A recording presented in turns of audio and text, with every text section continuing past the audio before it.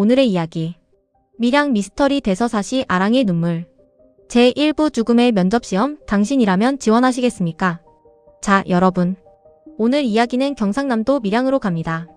밀양 하면 뭐가 떠오르세요? 영화 밀양? 아니면 얼음골 사과? 다 좋은데 오늘 들려드릴 이야기는 그보다 훨씬 오래된 무려 470년 전 조선시대로 거슬러 올라갑니다. 때는 16세기 중반 조선 명종 때예요. 역사 좋아하시는 분들 아시죠? 문정왕후가 수렴청정하고 나라 꼴이 좀 어수선할 때입니다. 당시 밀양에 아주 기가 막힌 공무원 자리가 하나 났어요. 바로 밀양 부사 자리입니다. 지금으로 치면 시장님이죠. 권력 있어, 월급 빵빵해, 고을 크고 좋아. 완전 꿀보직 아닙니까? 그런데 문제가 딱 하나 있어요. 가면 죽는다. 농담이 아닙니다.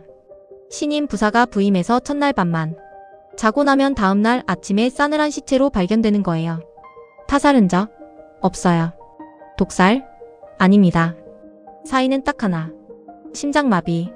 그것도 공포에 질려서 눈을 흰자위까지 까디짓고 죽어있는 겁니다. 이게 한두 명이 아니에요. 줄줄이 비엔나처럼 오는 족족 죽어나갑니다. 자, 여러분께 질문 하나 드릴게요. 연봉 10억 줄게. 대신 첫날 밤 생존 확률 50%야. 지원하실 분? 손? 없죠? 저도 안 해요. 미쳤습니까? 그러다 보니 조정에서도 난리가 났습니다. 야, 밀양 부사 누가 갈래? 하면 다들 땅만 보고 있는 거죠. 저나 제가 지병이 있어서, 어머니가 편찮으셔서 다 핑계 대고 도망가는 겁니다. 결국 밀양 부사 자리는 공석으로 남게 되고 고을은 점점 흉흉해집니다. 밤만 되면 귀신 곡소리가 들린다는 둥, 여자가 머리를 풀어헤치고 날아다닌다는 둥. 이때 난세의 영웅은 난세에 나온다고 하죠. 한 남자가 손을 번쩍 듭니다. 제가 가겠습니다. 이 사람 누구냐? 기록에 따르면 성은 이가요. 이름은 명확지 않지만 이상사 혹은 이광사라고 불리는 인물입니다. 엄청난 강심장의 소유자였거나 아니면 벼슬에 목숨을 건 야망가였겠죠. 주변에서 다 말려요. 자네 죽고 싶어 환장했나? 하지만 이 남자는 짐을 쌉니다. 그리고 비장하게 밀양으로 떠나죠. 자, 드디어 운명의 날이 밝았습니다. 밀양 관아에 도착했는데 분위기가 어때요? 싸합니다. 이방들이랑 아전들이 눈도 못 마주쳐요. 속으로 생각했겠죠. 아이고, 저 양반도 내일이면 송장이겠구나. 제사상이나 준비하자. 밤이 깊었습니다. 보통은 무서워서 입을 뒤집어 쓰고 있을 텐데 이 신임 부사는 다릅니다. 방문을 활짝 열어놓고 촛불을 아주 밝게 켜놓고 책을 딱 펴고 앉아서 기다립니다. 올 테면 와봐라. 시간은 흘러 자정. 바람소리가 휘익 나더니 갑자기 촛불이 파르르 떨립니다. 그리고 문 밖에서 차가운 냉기가 훅 끼쳐옵니다. 부사가 고개를 천천히 들어 문 쪽을 봅니다. 거기엔 피투성이가 된 여자가 서 있습니다. 목에는 칼자국이 선명하고 머리는 산발을 한 채. 입가엔 피를 흘리며 부사를 노려보고 있었죠. 자, 보통 사람 같으면 여기서 으악 하고 기절하거나 심장마비죠.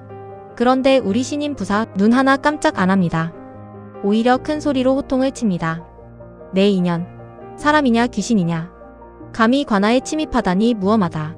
그러자 그 귀신이 오히려 당황합니다. 이 아저씨 안 죽네? 그리고는 털썩 주저앉아 통곡을 시작합니다. 부사님, 제발 제 억울함을 들어주세요. 제발, 제 얘기 좀 들어주세요. 자, 귀신이 왜 나타났을까요? 도대체 무슨 사연이 있길래 부사들을 다 죽이고 다녔을까요? 그리고 그녀는 누구일까요? 그 충격적인 진실은 다음 2부에서 밝혀집니다. 제2부 나비가 된 여인, 그리고 충격적인 범인의 정체. 자, 2부 시작합니다. 피를 흘리는 처녀 귀신과 눈 하나 깜짝 않는 상남자 부사. 이 기묘한 독대. 부사가 묻습니다. 그래, 너는 누구며 무슨 원한이 있느냐? 귀신이 입을 엽니다. 저는 전임 부사 윤대감의 딸 윤동옥이라고 합니다. 사람들은 그녀를 아랑이라고 불렀죠. 여기서 잠깐 팩트 체크 들어갑니다. 아랑 낭자는 실제로 미모가 엄청났다고 해요. 글 공부도 잘하고 바느질도 잘하고 요즘으로 치면 엄친딸 그 자체였습니다. 밀양의 모든 총각이 아랑을 흠모했죠. 그런데 이 완벽한 그녀를 노리는 검은 그림자가 있었습니다. 바로 관아에서 일하던 관노, 이름은 백가라는 놈입니다. 신분 차이가 있으니 감히 넘볼 수는 없고 흑심만 품고 있다가 끔찍한 계획을 세웁니다. 백가는 아랑의 유모를 돈으로 매수해요. 오늘 밤 딸이 참 밝으니 영남루로 딸 구경 가시죠. 라고 꼬시게 한 거죠. 여러분 실제로 밀양 가보셨나요? 영남루라고 진주 촉성루, 평양 부병루랑 함께 조선 3대 누각이거든요. 거기 야경이 진짜 끝내줍니다. 딸 구경하러 갈만해요. 근데 그 아름다운 곳이 비극의 현장이 된 겁니다. 유모를 믿고 영남루에 올라온 아랑. 그런데 유모는 쓱 사라지고 어둠 속에서 백가가 튀어나옵니다. 그리고 덮치려고 하죠. 아랑은 필사적으로 저항했습니다. 내 이놈, 내가 누군 줄 아느냐. 하지만 힘없는 여인이 건장한 남자를 이길 수 있었을까요? 결국 아랑은 자신의 정조를 지키기 위해 끝까지 반항하다가 백가의 칼에 찔려 억울한 죽음을 맞이합니다. 백가는 당황했습니다. 겁탈하려다 살인을 저질렀으니까요. 그래서 시신을 영남루 아래 대나무 숲에 몰래 파묻어 버립니다. 그리고 다음날 소문을 내죠. 아랑 아가씨가 외간 남자랑 눈이 맞아서 야반도주했다. 아버지인 윤부사는 충격을 받습니다. 금지옥 껴 키운 딸이 남자랑 도망갔다니. 배신감과 부끄러움에 벼슬을 사직하고 한양으로 떠나버려요. 진실은 대나무 숲속에 묻힌 채로요. 그 뒤로 아랑의 원혼이 나타난 겁니다. 나는 도망간 게 아니다. 억울하다. 라고 말하고 싶어서 신임 부사들을 찾아갔는데 이 멍청. 아니, 겁 많은 부사들이 귀신 얼굴만 보고 으악 하고 죽어버린 거죠. 아랑 입장에서도 얼마나 답답했겠습니까?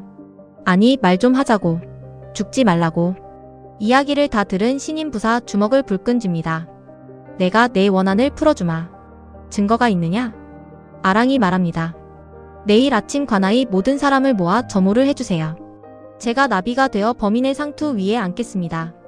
다음날 아침 난리가 났습니다. 야, 신임 부사 살았대.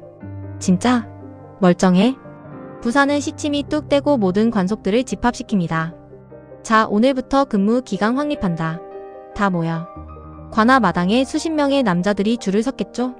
긴장감이 흐르는 가운데 어디선가 흰 나비 한 마리가 팔랑팔랑 날아옵니다. 모두가 숨죽이고 지켜보는데 그 나비가 한 남자의 상투 끝에 사뿐히 내려앉습니다. 그게 누구였을까요? 네, 바로 범인 백가였습니다. 부사가 소리칩니다.